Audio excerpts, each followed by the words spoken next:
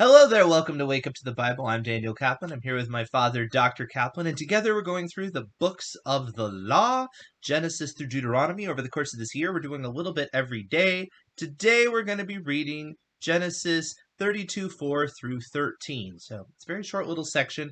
They break them up by week, and then they also do 7 portions of that. This is the traditional Torah portions, in case you weren't aware of that. And it also means if you know anybody that's attending a traditional Jewish synagogue, well, we're going to be paralleling them throughout the year as well. So, chat up with your friends with yarmulkes at your work or wherever you find them. All right, so Genesis 32, 4. And Jacob sent messengers before him to Esau his brother in the land of Seir, the steppe of Edom. And he charged them, saying, Thus shall you say to my lord Esau, Thus says your servant Jacob, With Laban I have sojourned, and I tarried till now. I have gotten oxen and donkeys, and sheep and male and female slaves, and I send ahead to tell my lord to find favor in your eyes. And the messengers returned to Jacob, saying, We came to your brother, to Esau, and he is actually coming to meet you, and 400 men are with him. And Jacob was greatly afraid, and he was distressed. And he divided the people that were with him, and the sheep, and the cattle, and the camels, into 2 camps. And he thought, Should Esau come to the one camp and strike it, the remaining camp will escape. And Jacob said, God of my father Abraham, and God of my father Isaac, Lord, who has said to me, Return to your land and your birthplace, and I will deal well with you. I am unworthy of all the kindness that you have steadfastly done for your servant. For with my staff I have crossed this Jordan, and now I have become 2 camps. Oh, save me from the hand of my brother, from the hand of Esau, for I fear him, lest he come and strike me, mother with sons. And you yourself said, I will surely do well with you, and I will set your seed like the sand of the sea, multitudinous beyond all count.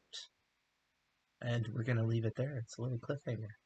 Um, so it escalates really quickly, right? He gets there, and here we have Esau showing up with this large enclave, and then Jacob gives this prayer. So, what are some of the things that come to your mind as you're going through this section?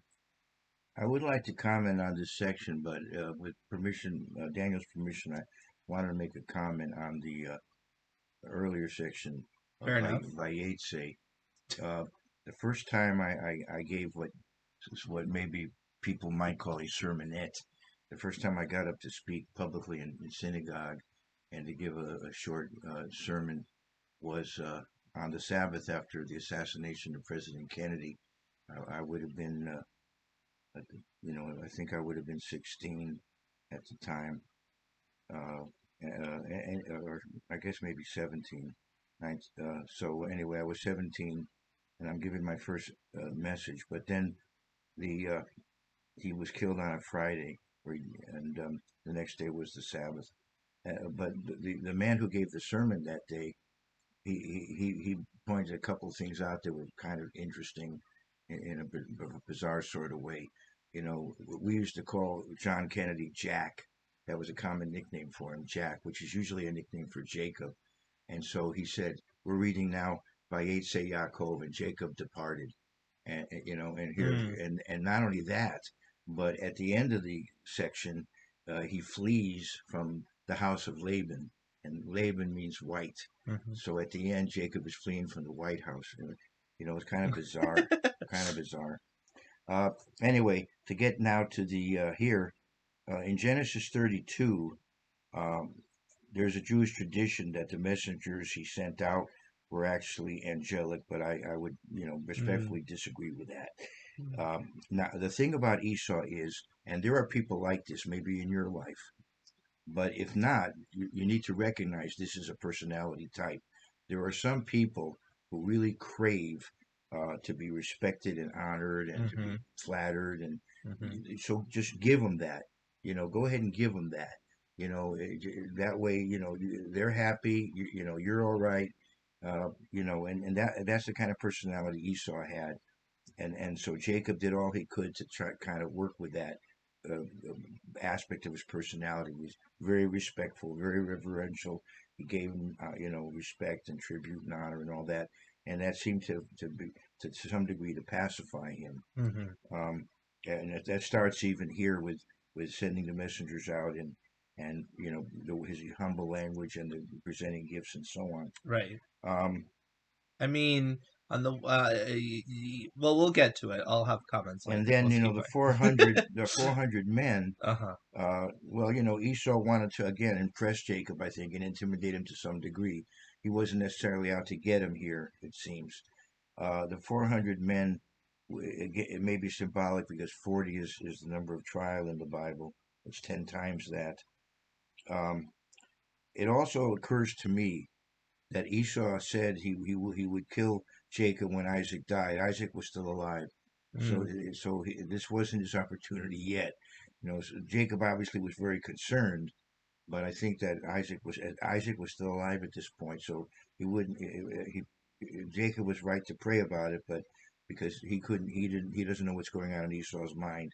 But in Esau's case, and another thing about it may be Isaac had just talked to him and got him to promise not to murder Jacob by this point. We don't know, hmm but I'm thinking maybe Isaac was able to convince him to not to go that far. And then I also believe that 40 years had gone by and he had a chance to make a life for himself and maybe not to be so angry. hmm Another thing too that strikes me as a challenge is why he didn't have a resentment towards Rebecca over this.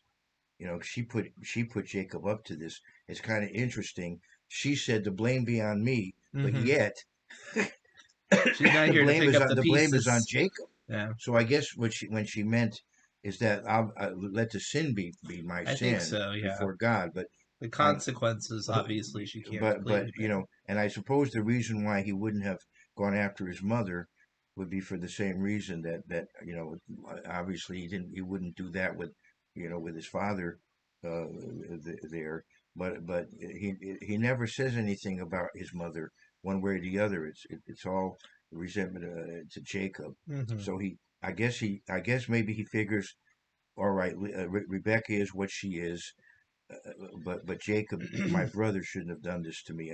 It seems like he maybe he doesn't expect any better from Rebecca, but he did expect better from Jacob, and this resentment continues on historically with his descendants. There's a tension between the Edomites and the children of Israel over time. This resentment is there in the culture of the Edomites. hmm Yeah. Um. Now, when it says he's coming to meet you, and there's 400 people with him, and it says Jacob was greatly afraid. Sometimes I think this is my perspective. I think people sometimes have an unfair expectation on the way that people should react in light of a promise made to them. Because you could say, well, what's going on with Jacob? I mean, he was told by God that he was going to be okay, and yet he's afraid and he's making all these provisions. But if you look at what he does, immediately he's reminding God of what he said. So I don't think that's necessarily going in his mind where it's like, God's not going to fulfill his promise. It's more of, he's still going to have to face it. That doesn't mean there isn't going to be anything Right. negative happening to him because he knows this isn't going to be. I mean, that's not how situations work out. There often are consequences. He doesn't know. Could he get injured? Might somebody else in his party get hurt or whatever? Like, the provision was just that he was going to survive and have offspring and his descendants would keep going. It wasn't so clear cut as to how this was going to work out that he would know what level of calamity he might be facing, right? And the fact that he starts to make, plans, I don't really take it. Some people take it rather negatively, and I don't want to take that negatively. To me, it seems like he might have, been either inspired or just from whatever wisdom he would have gotten through his upbringing or whatever to think in a more strategic way. Immediately, like you said, he figures out that, and um, we're going to get to that in the next part where he immediately figures out ways to kind of butter up his brother and things like that. So he seems to be pretty smart about what's going on.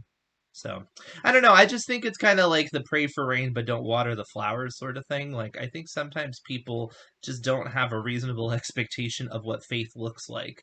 And they see something like that and they're like, he's afraid. It's like, well, why should he be afraid? And I understand what the psalm says about, I should not fear because God is with me or something like that. But I don't think that this is a denial of that. I think it's just a nuanced point. It's not, you're not ultimately afraid, is what I think it's getting at. I don't know. What do you think? And there are many psalms where people are in real trouble in praying, Right.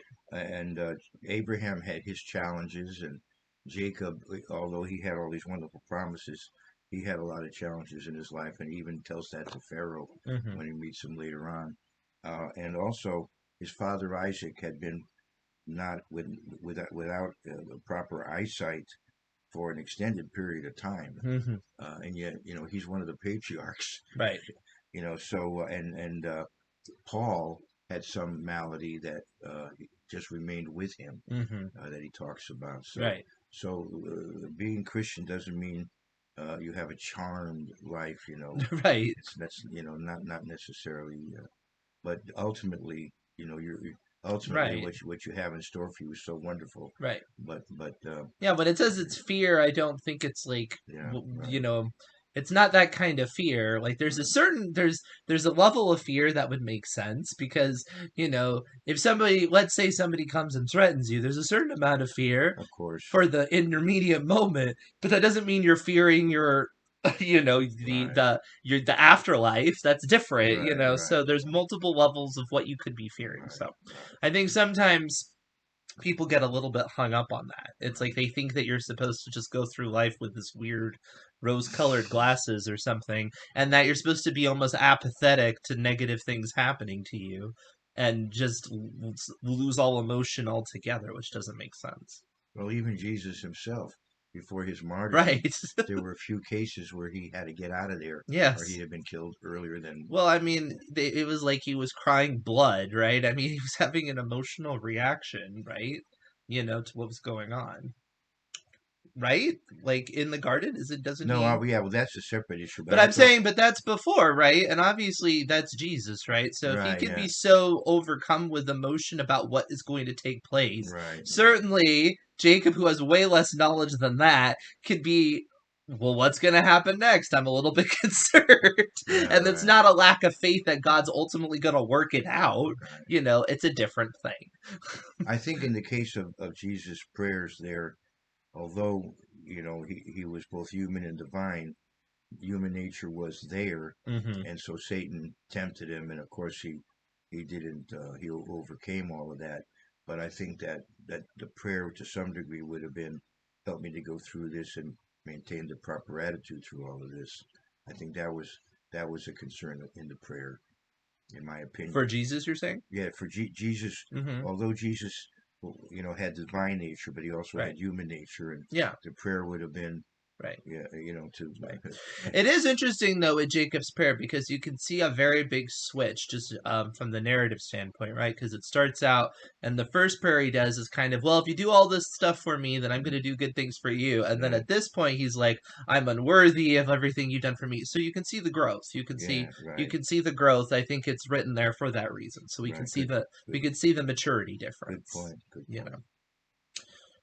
All right. Any other comments about No, this there's section? there's It a was a a lot more to deal with. yeah, a quick little section. I'm sure you're on the edge of your seat to find out what happens.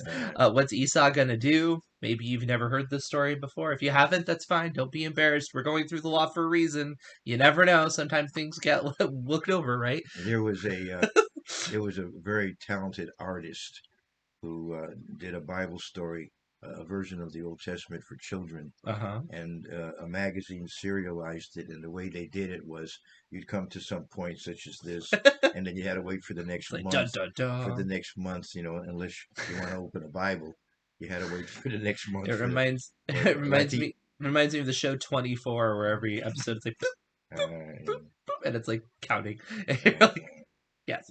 Anyway, so please like, subscribe, hit the bell so you see these episodes as they come out, and send it to your friends. Maybe we can get a big reading frenzy of the law this year. It's a good year to do it. Anyway, we will see you tomorrow.